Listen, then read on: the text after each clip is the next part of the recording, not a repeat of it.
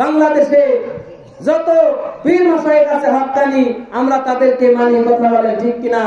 আর যত বাতিল ফেরকা ভণ্ড যারা মুশরিক কাফের বেদীন কোরআন বিরোধী হাদিস বিরোধী নবী বিরোধী দ্বীন ইসলাম বিরোধী যারা আল্লাহর ওলিদের বিরোধিতা করে, এই সমস্ত নাস্তিক মুরতাদ কাফেরদেরকে আমরা বাংলাদেশ থেকে বিতাড়িত করতে চাই, কথা বলেন ঠিক কিনা?